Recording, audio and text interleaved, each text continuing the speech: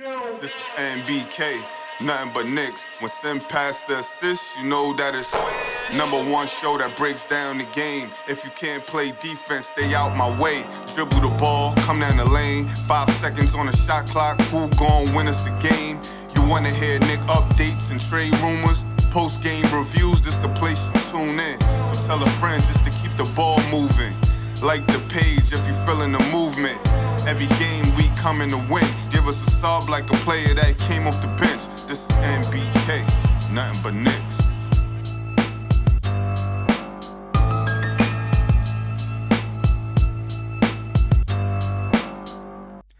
Knicks family, what's poppin'? It's your boy. Good afternoon, ladies and gentlemen.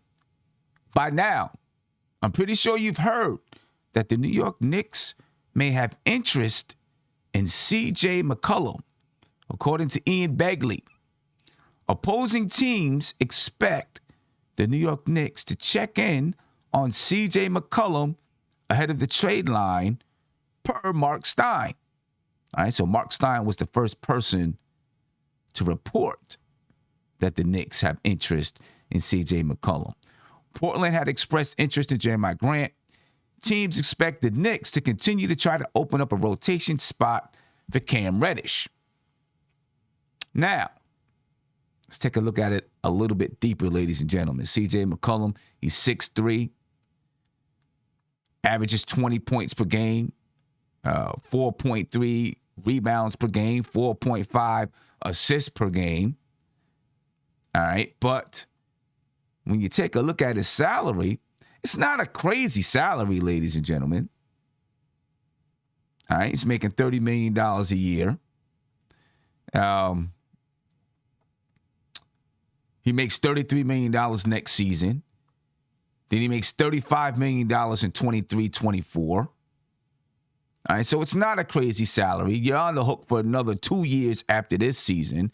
And depending on who you trade, you know, you'll probably be paying him the same salary if you get rid of Evan Burks and Evan Fournier and Alec Burks. And then you have CJ McCullum. You're paying out the same money for the same amount of years, but you open up a roster spot so you can pay Cam Reddish. All right, now, I think there's even more that goes into it, though, ladies and gentlemen, because you have to ask the question. You got to ask the question, where are the Knicks going right now? I think that's the big question. Are the New York Knicks, are they still trying to, after this road trip here, will they still be trying to make the play-in? Or are they going to hang it up? You know, if you're still trying to make the play-in, obviously bringing in CJ McCullum, you know, instead of having Evan Fournier and Alec Burks, maybe increases your chances. You make room for Cam Reddish to play. You waive Kemba Walker. Who knows who plays the point guard spot then? I guess Derrick Rose, Manuel Quickly, I don't know, but maybe you create some more room because Derrick Rose will be coming back after the All-Star break at some point. It depends on where you're going. Depends on where you're going. So I think over the next couple of days, the Knicks front office has to make a decision about where they're going. Are they trying to still compete for the playoffs? Or are they looking and saying, you know what? This ain't happening. Let's make some changes. I think that's the big question. You know, that's the big question. And that's going to tell you whether or not to make this move. Now, you've got to look and say, they've got to look and say, Randle, are we committed to Julius Randle? Because if you make this move, that means that you're committing to Julius Randle. I guess it doesn't necessarily mean that, but to me, if you make this move, it's saying that you're trying to build this around, or not around, but with Julius Randle, right? You're making this move so that you can have more veteran leadership with Julius Randle out there on the floor. And I think the Knicks got to make that decision too. There's a lot that the Knicks have to think about over the next couple of days, ladies and gentlemen. A lot. Because that's going to dictate, in my opinion, it's going to dictate what they decide to do at the trade deadline. How they decide to go. You know what I mean? And that goes for other moves as well. We were talking about, I was just on Knicks and Bruises with Tony Crow and Steph, and we were talking about Ish Smith and whether or not the Knicks should pursue Ish Smith, because they said there's some interest. The Knicks had some interest in Ish Smith. Again, I think that goes back to, what are the Knicks trying to do? What is their thought process? You see it on the screen, ladies and gentlemen. CJ McCullom, 6'3", shooting guard, averaging 20.5 points per game, 4.3 rebounds per game, 4.5 assists per game. We got Steph here in the building. Steph, I know we were just talking about it on Knicks and Bruises, but CJ McCullom. Yeah, shout out to you, Sam, in the chat. Yeah. What's the question? My thoughts? Yeah, or just your thoughts. Sam, I agree with you. What direction are the Knicks going in? And you're locking yourself into Randle, at least for this season and maybe even next, right, to see how it works out. Because you're not bringing in CJ McCullum to play with young guys. Right. You know, you're bringing in CJ McCullum because you're trying to stay in the playoff mix, right? I'm actually trying to get into the playoff mix because right now we're out. So I think this is doubling down. You know, when they signed Randle, we were doubling down like, oh, they're trying to move. This would be another example of that. They're not going young if you bring in McCullum. Not saying young people won't be in the rotation, but you're not going young if you bring in CJ. I like him. He's undersized. He's 6'3". I wish he could play point. I wish he could play the point, but he's an off guard. I'm okay with it if they decide to go in that direction. Yeah, I'm okay with it. Yeah, I mean, the thing is, if you bring him in, I think he's 30 years old, right? So he's a little bit older than Evan Fournier. I would hope if they bring in CJ McCullum, they move Alec Burks and Evan Fournier, because then you take away two veterans, you add a veteran, but now you're playing a young guy in Cam Reddish. So you add another young guy to the lineup.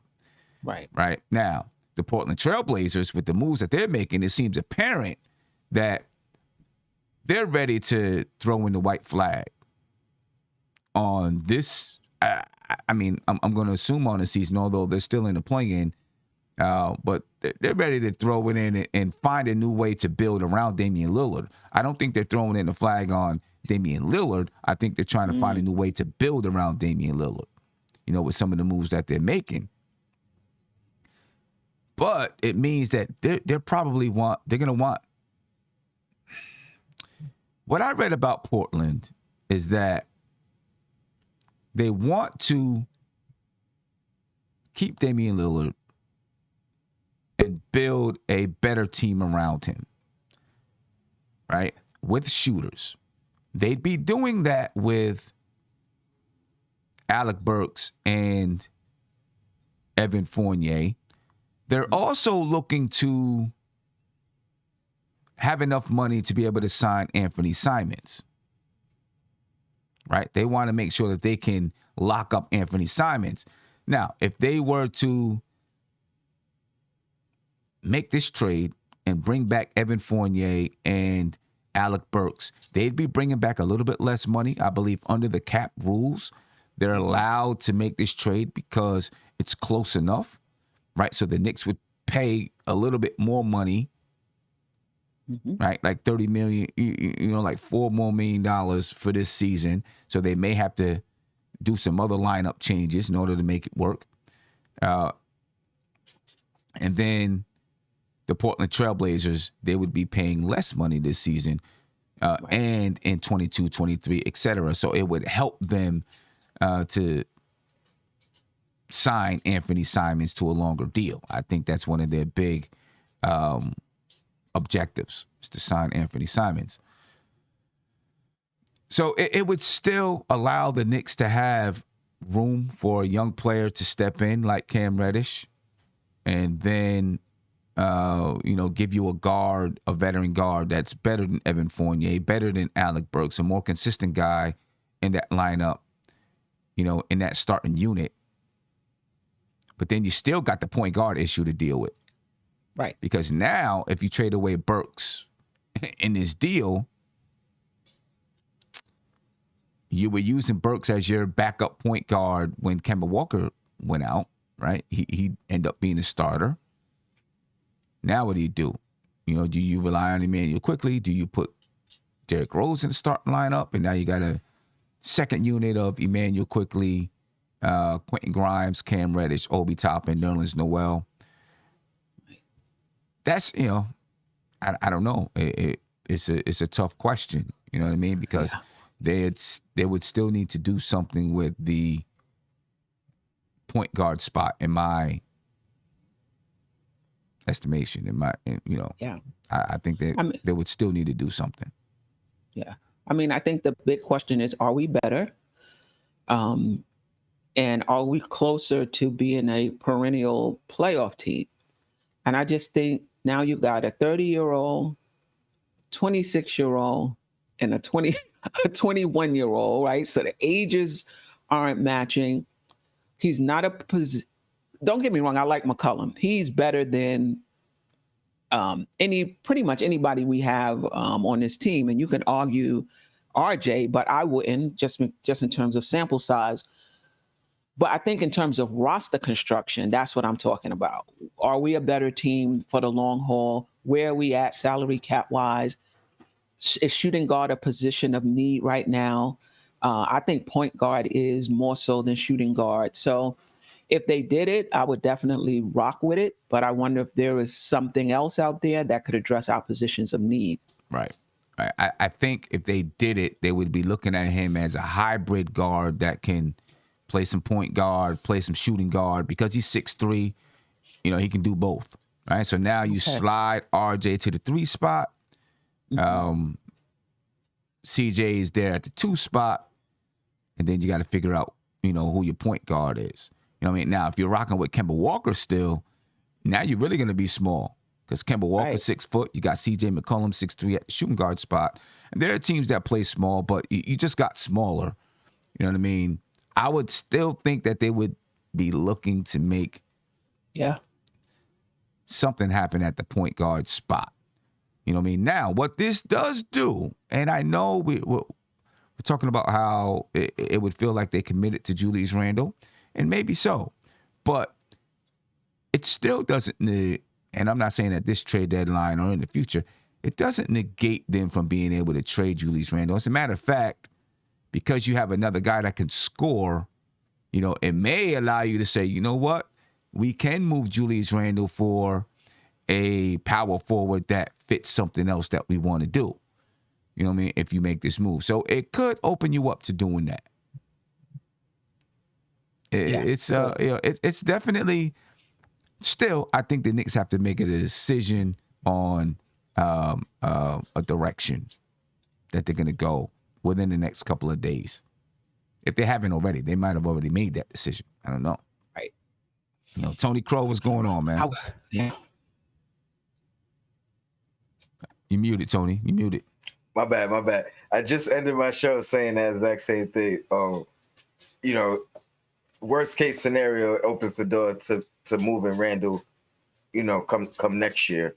But giving it a try with a legitimate, number 2, a guy who stepped up and has played the number 1 role when Dame went out, a guy that's also developed his skills, point guard skills, when Dame went out, because he had to fill that role as well. So it wouldn't even surprise me if he ends up playing the point guard, not long term, but for the duration of the season, unless another move is made before then. Let me ask. I don't mean to cut you off. Let me ask you this: if the Knicks pick up CJ McCullom, right, and somehow they're able to move Evan Fournier and Alec Burks in this trade, right? And maybe there's something else that goes with it. I don't know. But let's say they're able to do that. Would you picture CJ McCullom running that point guard spot, even though he's, not a straight up point guard, but running that position? Quentin Grimes at the 2, RJ Barrett at the 3, Randall at the 4, Mitchell Robinson at the 5. Could you see that happening? And then you still on the bench. You got Quickly. You got Rose that's going to come back. Cam Reddish, Obi Toppin, Nerlens Noel. Yes. Yes. Yes. And that's exactly what I was leading to. So exactly what I was about to say. It opens up the spot for Cam on the bench. It gives a legit a legit spot for CJ, not permanent but temporary, and it's not something that he hasn't done before. We already saw it with Burks starting at the point, so I don't see why he's more proven at that position than Burks, and still a better threat offensively. So I don't see why that wouldn't be the case unless another move was made. But And let me just say this before Andy comes in and take up all the time. I was thinking that because RJ can initiate the offense, because Randall can initiate the offense, we might be able to get away with, with McCullum not being a pure point guard. So, yeah, it very well may work out. Right. And I think that's a big part of it, because right now the offense is not initiated by a point guard. But you have a guard out there in Kemba Walker who's not giving you anything on the offensive side basically at all. But if you were to have CJ McCullum out there, he's a guard that's going to give you something. You can see it in the numbers, and he's going to give you something still. And then you still got a guard in Quentin Grimes who can play defense. And then Randall and RJ, they're going to give you something now. There's going to be a lot of people say, but we don't want Randall, doing the facilitating. We're just speaking about how it is right now. And you still have room. You still have the ability in the offseason to add a point guard, a straight-up point guard, put Quentin Grimes back on the bench, and then let that point guard rock out, as you move into next season. You know what I mean? I mean, it would signify that the Knicks are still trying to build with this roster here. If that happened. Which, listen, I'm cool either way. I'm not going to lie to you. Yeah, me too. If the Knicks want to rock out with this roster and try to see what they can do over the next couple of years with this roster, and continue to tweak it and grow it and add talent, cool. If the Knicks say, you know what, we don't like, it seems ill-fitting, not happy with it, we're going to break down, I can rock with that too. Yeah. Go ahead, Tone.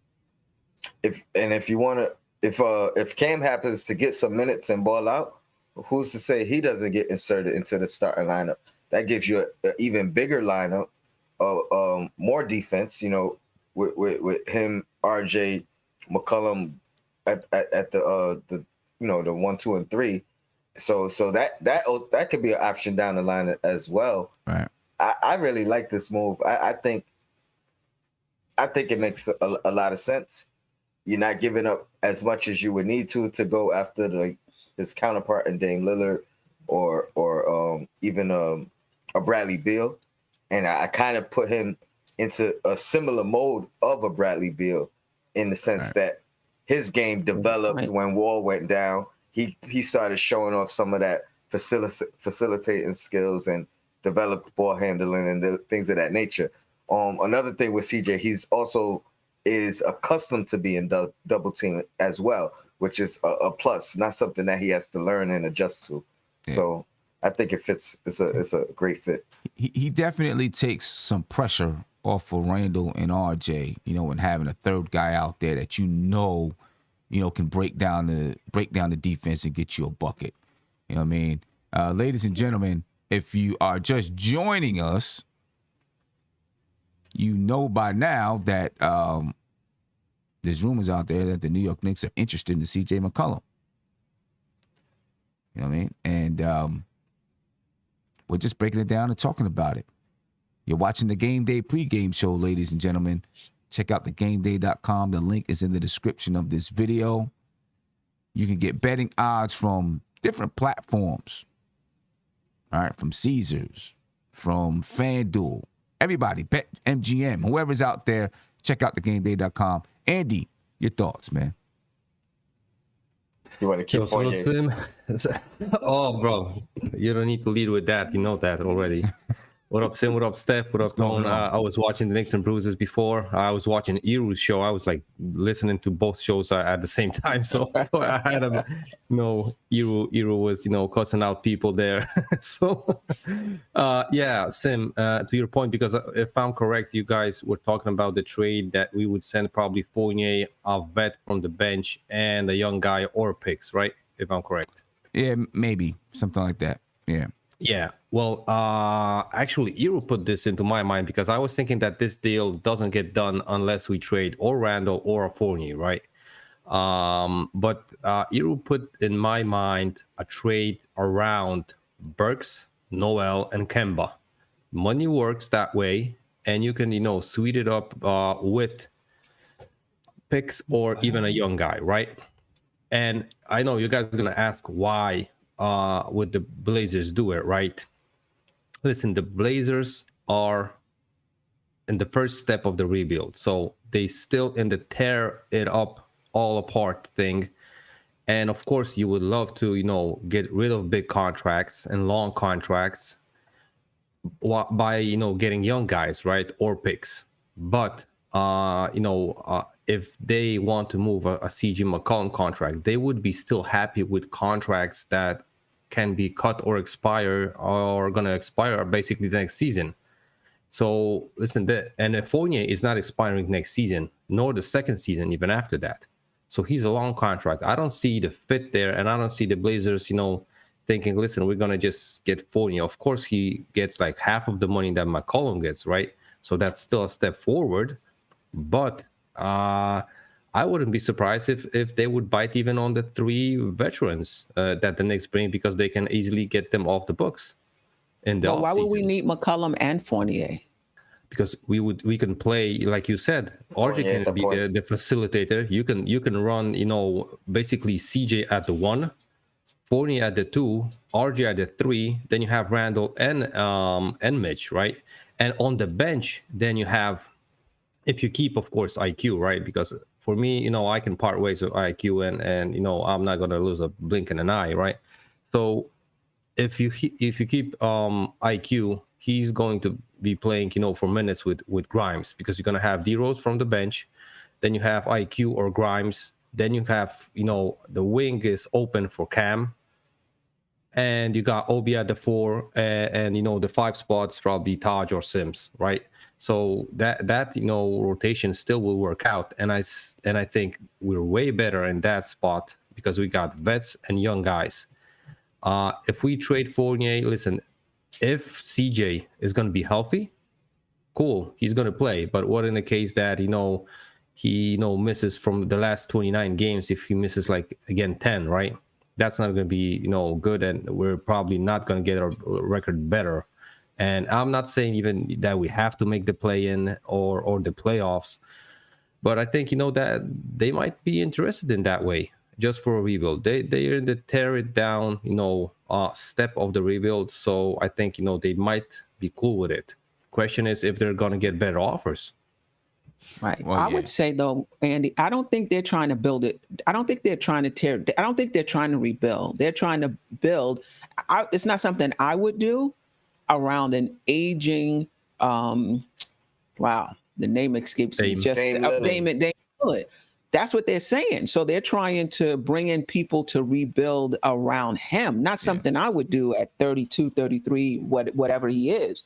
So in a situation like that, are you taking Noel, who barely plays, Kemba, who barely plays, and whoever the other guy. And Noel, who barely plays. Yeah, Steph, I'm not gonna lie. I don't see them trying to go forward and keep Dame. If he's gonna sign that extension, he's gonna get like 50 million. So listen, I understand the salary cap is going up, but that's gonna be a crazy thing. And they're not gonna be, and still they're just gonna hurt the young guys. They're gonna hurt Simons there because I'm not saying that Dame is a bad teammate or anything like that, but if he's gonna get 50 million, he's not worth 40 million now. So he's not gonna be worth 50 million. But see, I think that Leon Rose wants to open up room for Cam Reddish to play.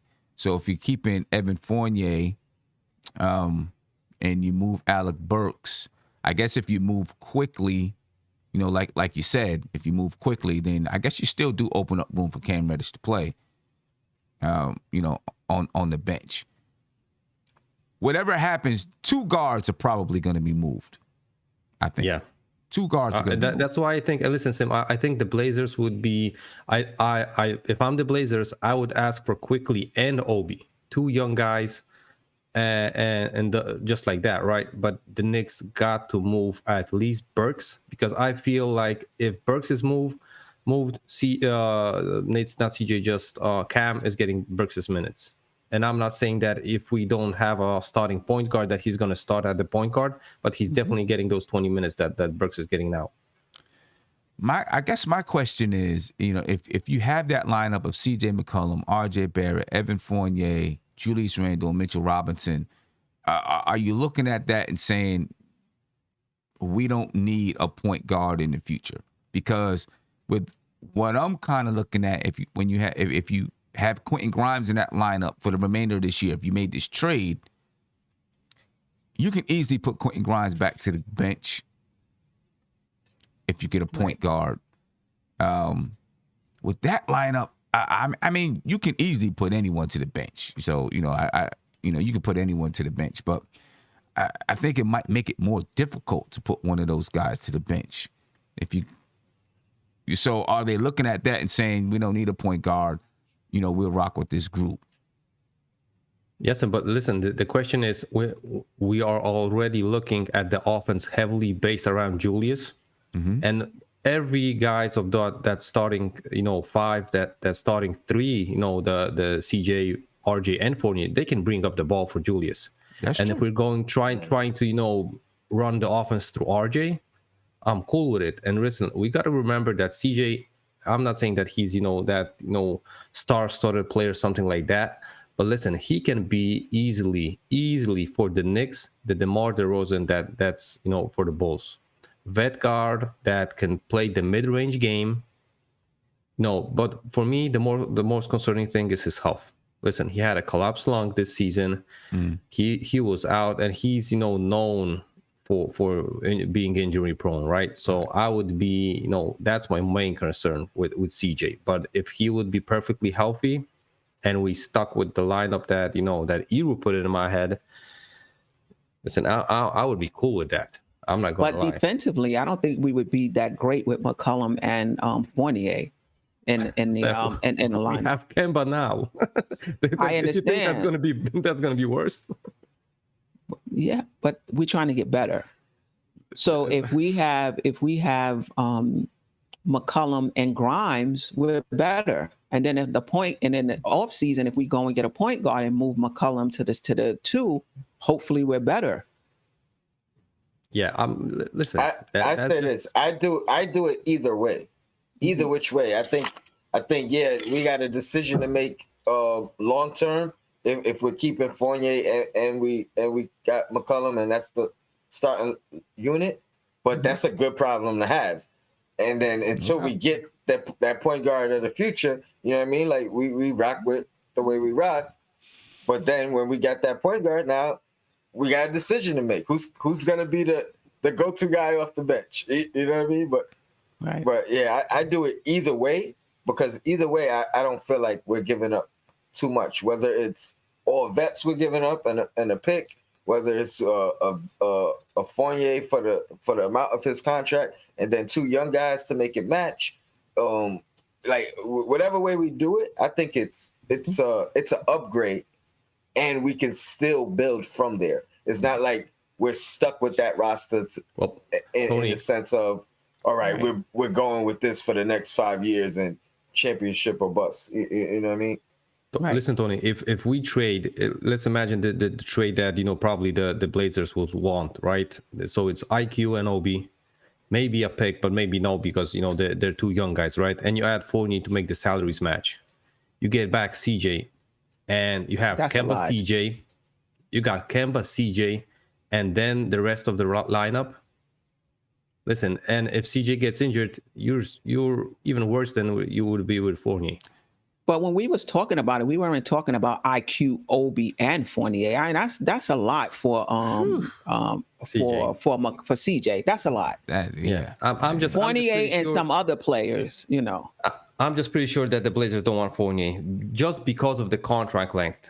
Just because of that. Because listen, if they got Fournier for 17 or 18 million a year, and they sign Dame for 50, they got 70 million tied up in the backcourt, and they got what left? When does Dame's contract have to be re-upped? Extended? Yeah, I think they're going to extend it in the offseason. Yeah, he's eligible for extension this offseason. So, but they better bring back somebody. He's not going to re-sign with them if they're bringing back Obi and Obi and IQ, right? I mean, I would think one has to believe that they're going to do something. Listen, so for 50 million, Lillard, I could stink it out for 50 million. So Damian Lillard's contract, I don't think they have to worry about re-signing Damian Lillard until 2025. His contract, he makes 42 million next season, 45 million in 23-24, and then there's a player option for 24-25. I think they're really trying to find room for Anthony Simons. I think that's right. They're trying to find room and space for Anthony Simons to take over, I believe. I think that's where it is. But ladies and gentlemen, if you're just joining us, according to Ian Begley, opposing teams expect the Knicks to check in on CJ McCullom ahead of the trade deadline. It was reported by Mark Stein. Mark Stein was even a little more, he was a little bit more like, there's a lot of people think that the Knicks have a good chance with CJ McCullom. Portland, they've expressed interest in Jeremiah Grant. Teams expect the Knicks to try to continue to open up a rotation spot for Cam Reddish ahead of the trade deadline. Last question real quick before we start breaking down tonight's game. If the Knicks do bring in CJ McCullom, I'll say what? If it's going to happen, it needs to happen like now, so that he's ready to play the next game. You know what I mean? Right. Because the Knicks are 5 games below 500 now. It needs to happen now. But do you see CJ McCullom making a big difference in the Knicks making a playoff push or a play-in push? Steph, I'll start with you. Yeah. CJ McCullom, if it's better than anybody we have on this team, in my opinion. So I think, because what did the Knicks have to do? Do what Boston did, win like 4 in a row. Now, we do have a tough schedule, don't get me wrong. And then you do have to worry about chemistry issues. But the chemistry can only get better. Our chemistry is not great right now. Put it this way, Sam, I like our chances. Put it that way. I like our chances. Okay. Tony? I think he could come in and be who he is, but as far as the significant impact on our chances, I think it still boils down to Randall coming into form and being who I believe he is, and RJ continuing the progress he's shown. So yes, but those two guys are gonna have to show up as well, and absolutely, I think so. Yeah, Andy. Listen, if you're replacing CJ at the point guard for Kemba, and you're keeping Fournier and the rest of the lineup intact, I think that's a major upgrade. But if you're swapping just him for Fournier, you might get like 2 more wins till the end of the season in these 29 games. maybe 3, let's say. And I don't think that's going to be, a difference. Well, why do maker. you say just 2 or 3? I think he's only that much better off, than Fournier if you think about, if we stick with the whole offense that we have. So if you just swap him for Kemba, then you get an offensive threat like you literally can't. I don't think that he's going to be, the CJ like an injured guy or something like that. He's not able, like he forgot how to score. What happened with Kemba literally, because he was an all-star like 2 years ago, and he's now playing like the monsters came and took his talents. He can't make a bucket last 2 games. So I don't think that's a situation with CJ. He can create for himself. He plays the mid-range game. I think that would be lethal with Randall. And no matter if you want to play Fournier with Randall, him with Randall, I think that would be an awesome thing. Okay. But if you just, swapping him for Fournier, I don't think, that's going to be that much of a difference. A couple of games, but it's not like those games are going to get us to the play-ins.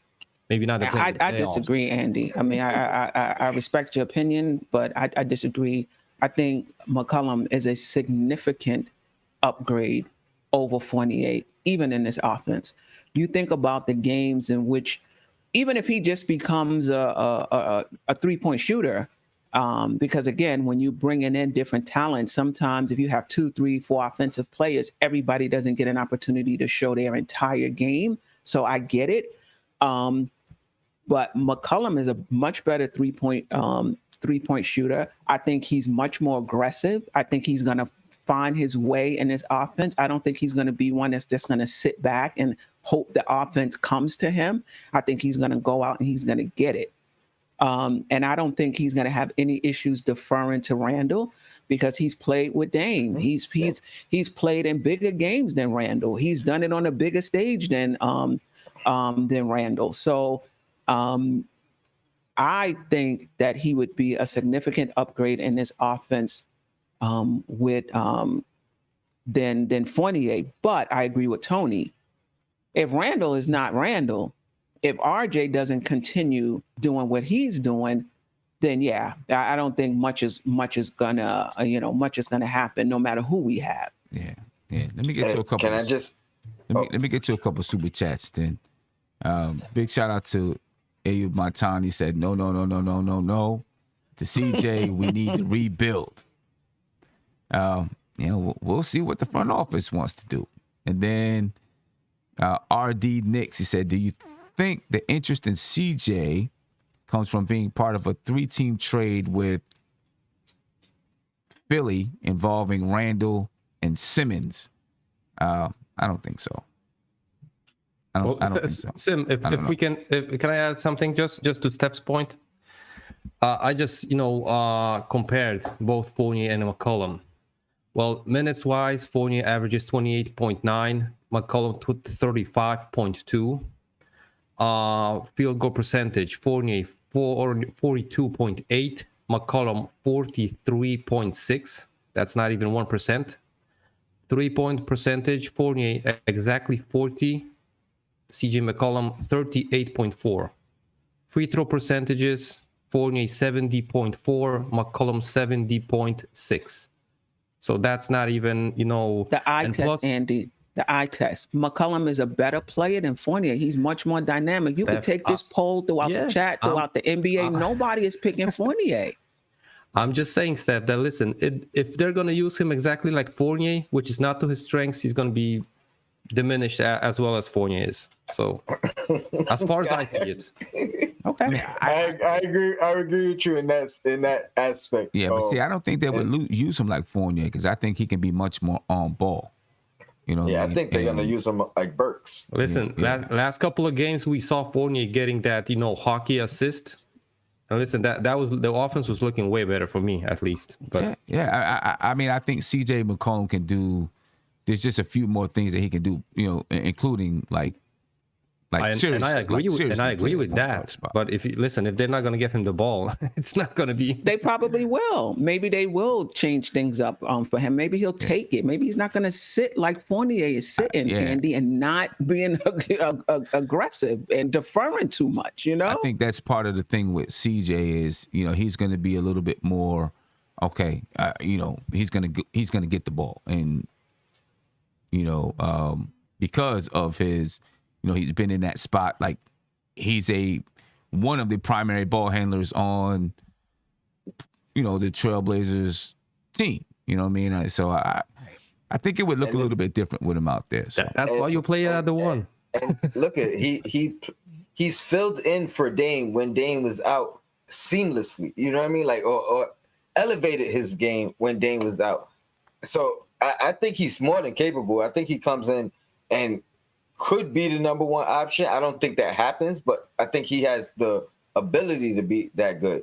So I don't know if he's a lot better. I mean, he's a better ball handler, better facilitator. You know what I mean? Yeah. The only thing Fournier has over him is height. Yeah. To be honest. Nikki B from Harlem, he said CJ at his best is better than Kemba and Fournier. But RJ and Randall are still better than CJ at their best. Is CJ willing to be third fiddle? I don't think he would be. I don't know if he'd be third fiddle. I'll be honest with you. I don't know if he'd be third fiddle. I don't know. It's proven. He's faced double teams in this league where RJ is yet to, you know what I mean? And Randall had to learn and adjust to. Yeah. Like he's already a proven player. Like But hey, let's go ahead. Let's talk about this game tonight because CJ's not playing with the Knicks tonight. That's no doubt about that. The New York Knicks take on the Utah Jazz tonight at 9 p.m. Let's go ahead and get into this one and break it down a little bit. Looking at the official injury report, Derrick Rose continues to be out for the New York Knicks. As for the Utah Jazz, Jordan Clarkson, he's questionable. Rudy Gay is questionable. Rudy Gobert is out, and everybody I think saw the injury to Joe Ingles. He's out for tonight as well. So looking at the starting lineups based on the injury report for the Knicks, Kemba Walker, Evan Fournier, RJ Barrett, Julius Randle, and Mitchell Robinson. Nope, CJ McCullum's not in that lineup yet. We'll see what happens in the next couple of days. Thursday is the trade deadline. And for the Utah Jazz, you got Mike Conley, Donovan Mitchell, Bogdanovich, Royce O'Neal, and Udoka Azubuike. All right, because Rudy Gobert is out. So looking at these lineups here, and I'm going to bring some defensive assignments up, but I just want to get your thoughts on these lineups and the matchups and things like that. Go ahead, Andy. I just want to start with Kemba's not playing tonight. Oh, okay. Yeah, he's not playing. He's not playing tonight. So we got an updated report. Sorry about that. I didn't see the updated report. I'll make that change. So if Kemba's not playing, then you already know that's going to be Alec Burks in that starting lineup. Or CJ. Or CJ. Right. And I still think okay. So then that maybe you're gonna see some Cam Reddish play tonight. Right? Yeah. Right? Maybe you're gonna see Cam Reddish playing it. Cam Reddish. Cam Reddish. See some Cam Reddish playing tonight, possibly. So let's start with we'll start with Alec Burks and Mike Conley. I think I just made the change. Should be up there on the screen. Start with that matchup right there. Alec Burks, Mike Conley. Andy, since we were just with you, go ahead. I'll let you jump into that. Yeah, listen, Mike Conley as a point guard is way better than Alec Burks. But bearing on the long injury list of the whole Utah Jazz, I don't think that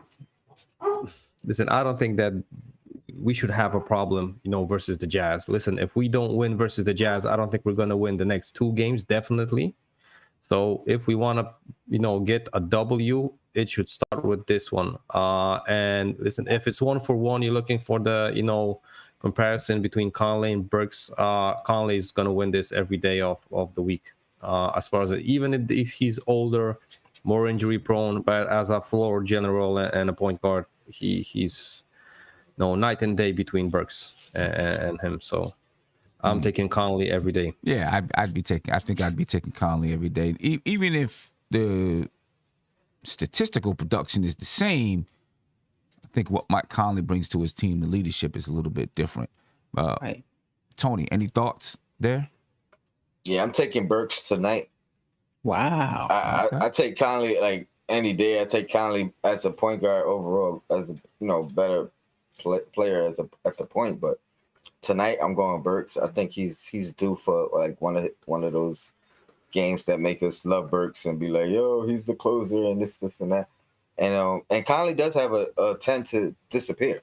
So like he's solid in who he is and what he's done throughout his career, but he also has a tendency to have those games where he's not productive on the floor. He's just kind of out there. So I'm banking on one of those games from him tonight. Yeah. And I'm taking Burks in this matchup. All right. Steph. I'm taking Conley. I do think Burks, with his length and his height, may give him a little trouble. But overall, like I agree with you, Sam. The counting stats, even if Burks win, just what Conley can do for that team in terms of getting them in position and playmaking, I think he wins the matchup. Yeah, no doubt. I have defensive matchups up here on the screen, and we have Alec Burks and Mike Conley. I'm thinking it's going to be Evan Fournier and Bogdanovich, RJ Barrett guarding Donovan Mitchell, Julius Randle, Royce O'Neal, Mitchell Robinson, and Azubuike. Assuming that these matchups are correct, and obviously, ladies and gentlemen, these are projected matchups. The Knicks can decide to do whatever they want to do. All right. Evan Fournier and Bogdanovich. Steph, I'll start with you. I'm gonna give 48 the edge tonight. He's been playing. He's been playing well as of late. And let's see if that continues. I'll give him the edge tonight. Yeah, Fournier might cook tonight because he sees all this stuff about CJ McCullom. He's like, and they got a little green in their uniform too. Yeah, he might cook tonight just to prove a point. Tony, Fournier, Bogdanovich. I'm going Fournier as well, but I think Bogdanovich is going to have a good closing of the game. I think Fournier is going to outproduce him overall, though. Okay. All right. Andy, save the best for last. We're going to save the best for last. First time I was gonna take the other guy, and you guys all take Fournier. And listen, only why I would take Bogdanovich tonight is I think they're gonna be heavily running the offense between Conley and Bogdanovich tonight because the rest of the guys are out. So point wise, like the counting stats, I think Bogdanovich might get more touches, more shots up. That's why he's going to probably score more than Fournier. I just hope Fournier plays an efficient game. Okay, all right. I mean, listen, Evan Fournier's been playing well for a while now. Even against the Lakers, he had 15 points. He didn't shoot efficiently, but he still had 15 points. He's been playing well and more aggressive. I think it'll continue tonight. I'm going with Evan Fournier in this matchup tonight. I seen someone in the chat say he's going against another European player, so he's going to dominate the matchup. we'll see. And then you got RJ Barrett and Donovan Mitchell. And ladies and gentlemen, this is the Thrive Fantasy matchup of the night. RJ Barrett, Donovan Mitchell.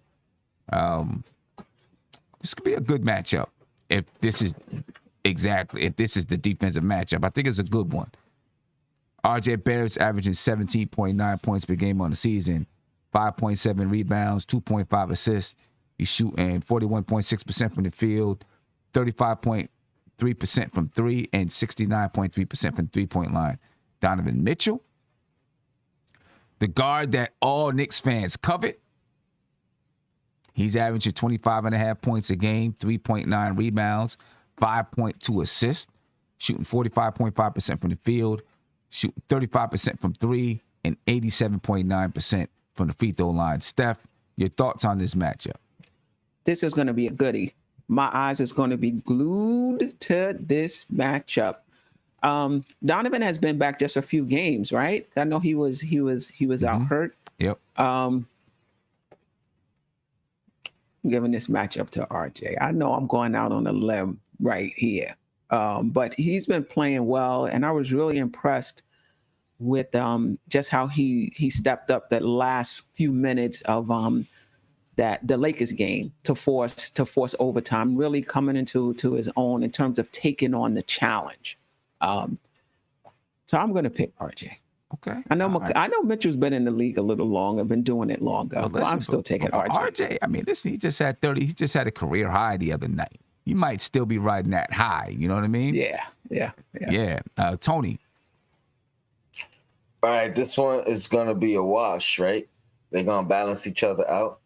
They both going for 35 plus, right? They're going to have like one of those bubble playoff games with Mitchell and old boy from Denver.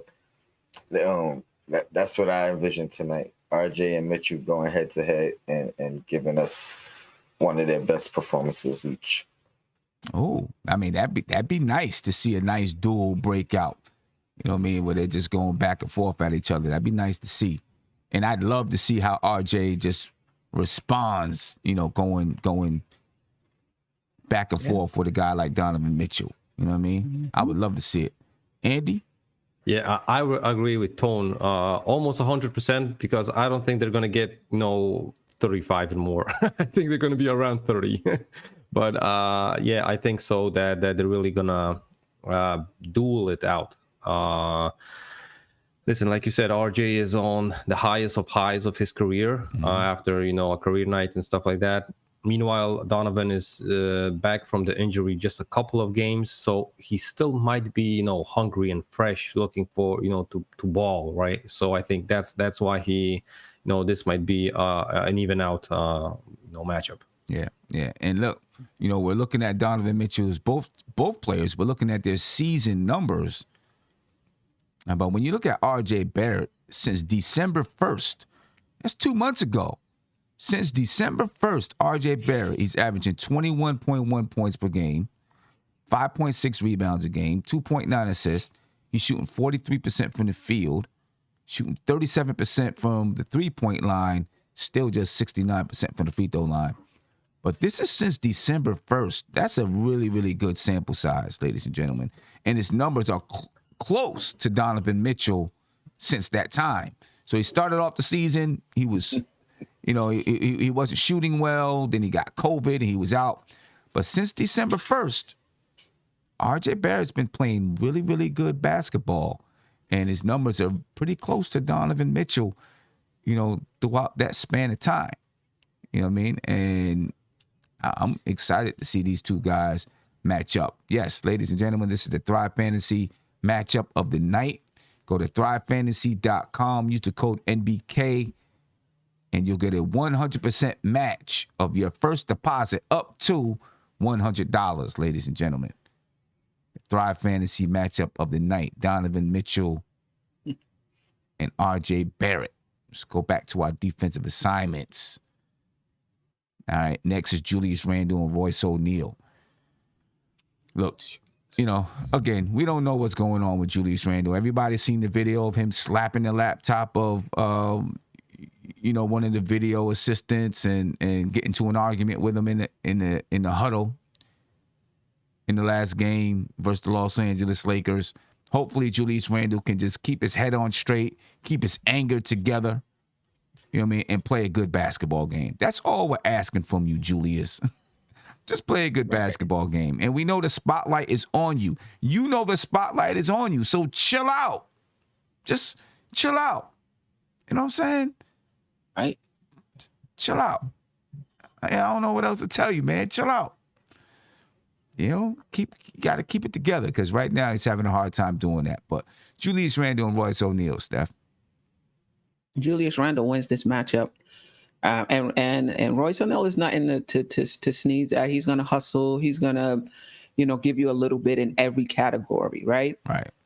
But even sleep, Randall should win this matchup, right? So yeah, I don't think it's close. Yeah, the problem is we've seen times when Randall should win a matchup and he lets, some dude start knocking down threes or do whatever he does. That's true. But I think Randall of late, he should be all right. Yeah, I think he's more engaged. I think he's more engaged right now. Even though he had that incident, I think he's more engaged. You know what I mean? Tony? If Randall of last 2 games shows up, he wins. If he has other things on his mind and looks unfocused, then who knows what can happen. Yeah, I think that's definitely where it is. Andy. Listen, firstly, I think Randall should win, and is probably going to win this matchup because Royce O'Neal isn't an offensive threat. He can make a shot here and there. I'm guessing that he will have open shots from 3, which he, made games prior to this one versus the Knicks, even if I remember correctly. Listen, Randall has been playing way better last couple of games, like you guys said. He was having, that she was showing that energy at least. Maybe not, the whole IQ and stuff like that, but he will at least put in the energy and the effort on the court. It seemed like that, right? Then again, I still saw his guy being wide open on the 3-point line, and he didn't dare him. He dared him to shoot, meaning that he, probably didn't know where he was, but that dude had an open shot. If they're not going to make him like the Lakers did, his guy didn't make it. That's cool, right? But if Royce O'Neal has a career night today, he's going to shoot like 5 out of 7.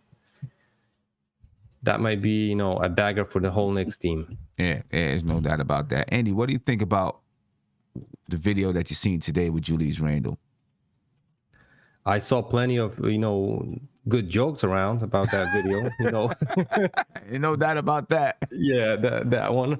Listen, I was just curious, what did the assistant coach, the video coordinator show him? That he didn't come back on defense or something like that, because he got mad fast, man, on that one. So, listen, firstly, in Europe, if you do something like that, you're getting benched and you don't return to the team till you get traded. That's the last straw. I'm hoping the Knicks aren't waiting for Julius to, pull out a lateral Sprewell and choke Tibbs or someone on the bench, and then they're going to punish him for that. Listen, we saw even last year, Pascal Siakam had in the training facility, he had an altercation with Nick Nurse. He got suspended a game, and he was their best player. And the Knicks seem to, do everything for Julius not to get upset on them. So I hope, whether he's going to wake up finally from those demons that he has around him, because this is really, really bad as far as I see it. Yeah. Listen, I'm just happy that he's back, on the court at least, because he doesn't look like the guy that, he's running around without his head on the court and doesn't know which team he's playing for even. So I'm happy at least for that. Yeah, I don't know if, what happened there deserves suspension. You know what I'm saying? But I do get what you're saying about, things just boiling over and getting to the point where something happens, something serious happens. I don't know if it's going to go that far, but, I haven't heard of him attacking anybody in the locker room or anything like that. You know what I'm saying? I haven't heard of that, but, I guess, But yeah, go ahead, Tony.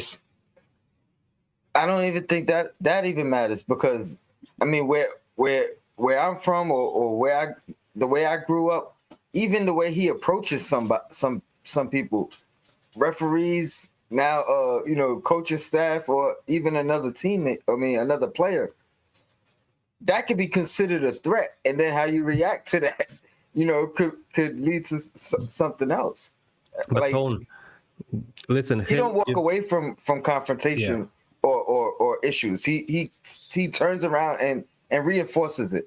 And I think that's another thing that, you know, can end up being super detrimental, because you don't know how the other person is going to react. You know, with a ref, it could be as simple as a tech. With another player, he may feel threatened, and then it ends up becoming a altercation. Yeah, I mean, well, see, with me, I have a problem with, you know, the whole, you know, smacking of the laptop, you know, with the assistant, and then the assistant said something back, and then he, you know, came and approached him in a manner that was clearly to intimidate the dude, and I'm glad the dude didn't get intimidated. You know what I'm saying? You know, so I definitely have a problem with that, because it sends a message to the younger players, like, you could disrespect these guys who are trying to help you, you know, play better and win games and things like that. As far as other players on other teams, I mean, I know in the beginning of the season we were saying, you know, who's going to be that guy, you know, because we didn't have one. You know, I don't mind. I don't, you know, if you know, he's getting into, I don't want him to get technicals and stuff like that. But if he's trying to protect other players on the team, or you know, he's the guy who's standing up for the team, I don't mind that. I don't want him attacking our team. Yeah, exactly, Sim. That's really shows disrespect towards your, you know, franchise and stuff. And listen, he can talk to refs, and they're not intimidated because they have, like Tony said, the technical, a whistle and stuff like that. The other guy from other teams, they can stand up for himself and stuff like that. Meanwhile, you know, what's an assistant video coordinator going to do? Exactly. You know, so, you know, that's disrespectful. Really disrespectful. That's just uncalled for. And you got you got IQ and Obi, you know, right there looking like, yo, what's going on? Yeah, and Deuce was looking also. He was like, and then those young guys know that he's doing something bad, right? But he's not going to get punished for it. And I'm not saying that they would do it because, oh, Julius did it, so I can do it, right? They're smarter than that. Just, you know, the fact that he does it in front of his team, that's not cool. Yeah. Big shout out to SB Gorilla. Said, let's be real. Royce is 6'5", 228. He's going to stand Randall up in the post and not let him do anything. Randall can post up big players, not smaller players. Listen, there's a lot of truth to that. Randall does have trouble sometimes posting up smaller guys because they can get up underneath him, and, you know, he's afraid to pick up that offensive foul. And Ayab Montan said, RJ is nowhere near Spider. There's levels to this. You know, you're right. There are levels to this, and RJ is climbing the ladder to the next level. So, shh. How about that? I say that. Looking at the team comparison between the two teams, ladies and gentlemen, the Knicks, they average 104.4 points per game, 46 rebounds a game, 21 assists, 7 steals, 5 blocks, 12.8 turnovers per game for the Knicks. They shoot 43% from the field, 35% from three, and 75% from the free throw line. The Jazz, they average 113.6 points per game. They average 46 rebounds a game. They're averaging like 22 assists. Got that number a little wrong there. They're averaging 22 assists, 7.1 steals, basically 5 blocks a game, 13 turnovers a game. They shoot 47% from the field, 36% from three, and 78% from the free throw line. But now in the last 5 games, Jazz, 109 points per game, 40 rebounds a game, 23 assists, 8 steals, 4 blocks, 16 turnovers, shooting 48% from the field and 37% from three. The Knicks, they're averaging just about 109 points per game over the last 5 games, 48 rebounds, 23 assists, 8 steals, just about 5.5 blocks, 15.6 turnovers, shooting 44% from the field, 38% from three, and 70% from the free throw line. Without Rudy Gobert, I do think it's a little bit of a different team out there, right? They have better chemistry, probably a better defensive team than the Knicks. Or maybe, you know, I don't know. The Knicks have been playing decent defense. They've had a couple of bad games, but when you look at some of the numbers, the defense has been okay. I think the Knicks can match up with this team. I actually think the Knicks can beat the Jazz. When I look at these numbers, I'm not super afraid. I think it's going to come down to the Knicks and their mentality and their approach to this basketball game. But anything about these numbers, Steph, that stands out to you? They're close. I mean, until you get to the percentages, they're pretty close in terms of points, in terms of assists, in terms of steals. But then once you start getting into free throw and field goal percentage over the last 5 games, I think they have an edge. But you said something, Sim, that I totally agree with. The Knicks have been playing with much more energy, Randall included, playing more of a 48-minute game over the past, let's just say 3 games. Right. But they only got 1 win to show for it. And usually when a team is struggling mentally and they're putting in that work and they're playing that 48-minute game and you only get 1 win, sometimes they'll revert to the prior effort. And I'm hoping that that's not the case. I hope that they've pretty much turned the corner in that regard. If they come with that same energy and don't feel too deflated from that Lakers loss, I think that they have a good opportunity to win this game. Yeah, and that is a scary part, that, being deflated from that Lakers loss. Yeah. You know what I mean? After having a 21-point lead and then, having to battle down the stretch to get it to overtime and then just basically, give it away in overtime. That could take a toll on you emotionally, especially when you're playing hard, trying to do the right things, and you still come up short. It could definitely, and you're fighting to get into the play-in, but you consistently keep losing games, and you see that lead of the other team in the standings. More and more separation keeps growing between you and those other teams. It can deflate you big time. Yeah, without a doubt. Andy, anything stand out to you with these numbers? Listen, I think these numbers are not going to be that much accurate because, they don't have Gobert around there. And I think he's out. He wasn't out for the all 5 games. So I think he's like freshly out. I think he's been out. He's been out that long? I was thinking he's on my fantasy team. I've been keeping up.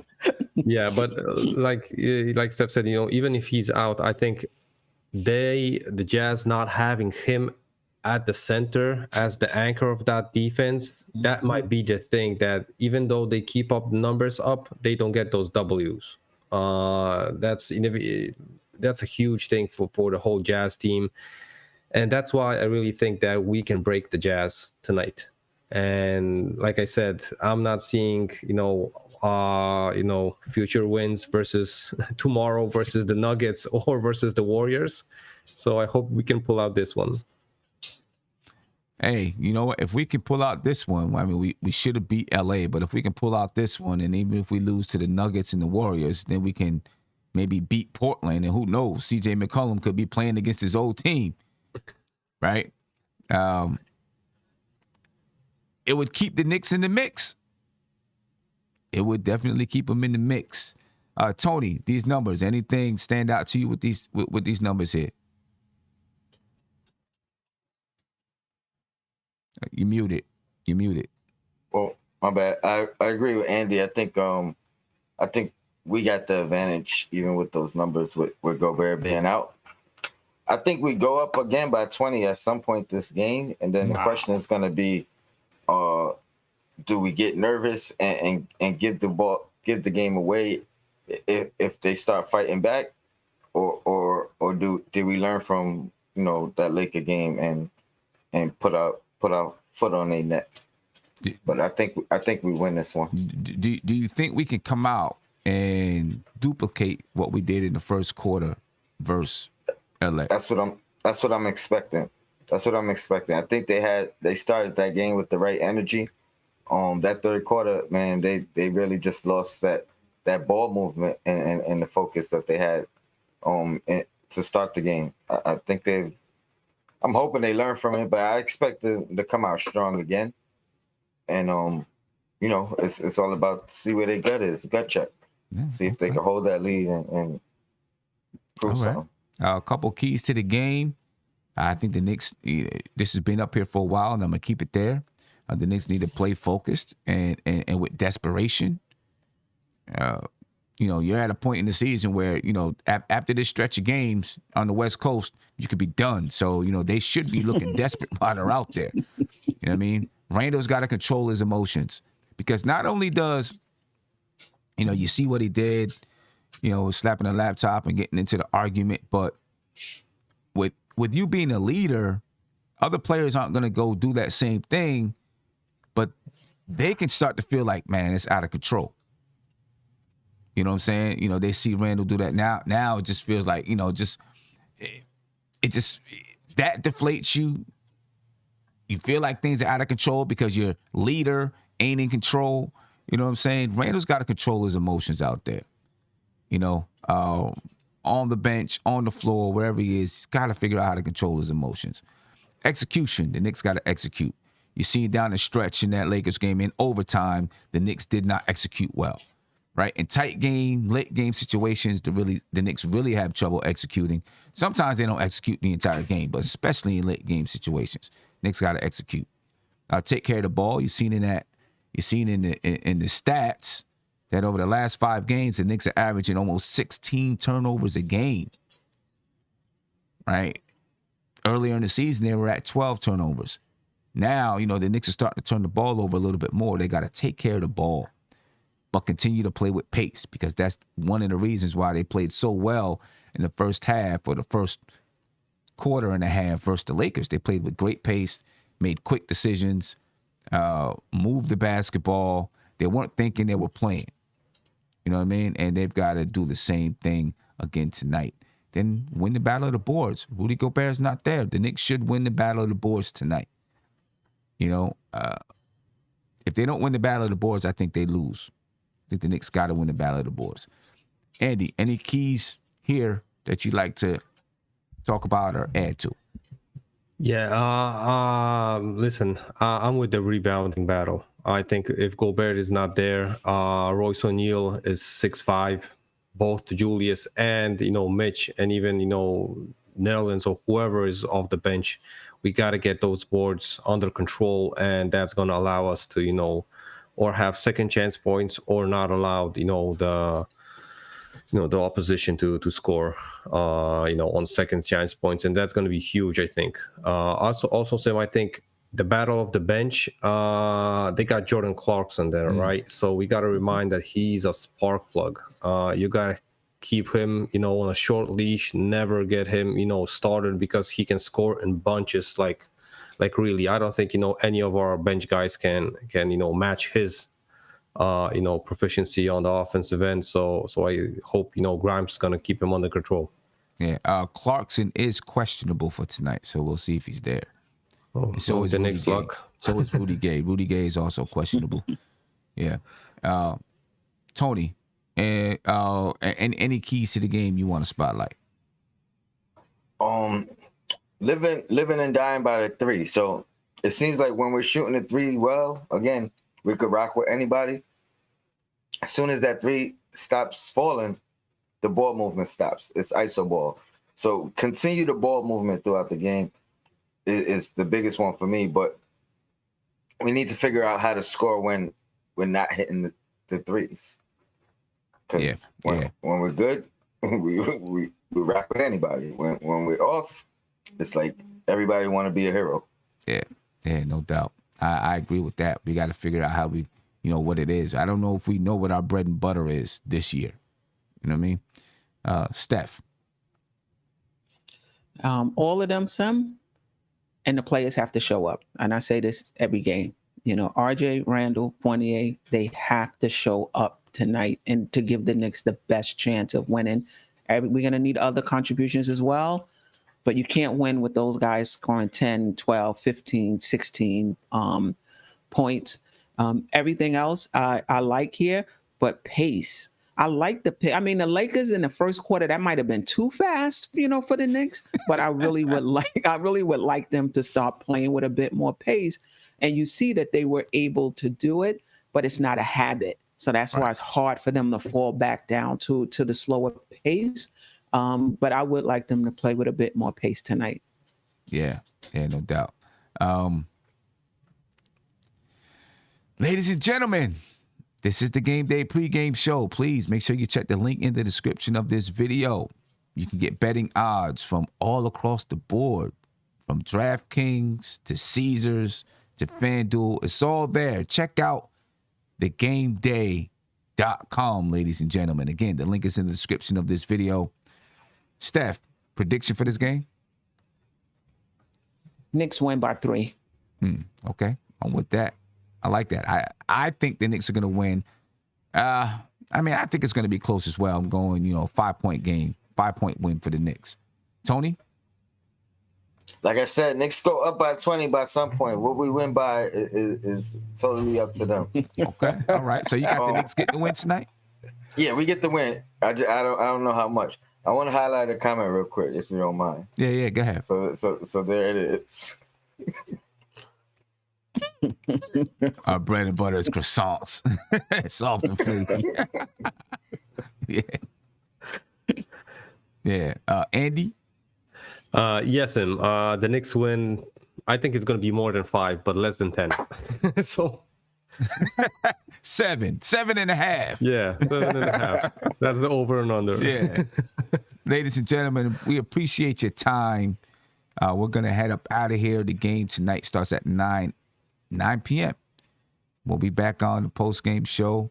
I don't know, 11:30, about 11:30, something like that. 11:45, we'll be back on the post-game show.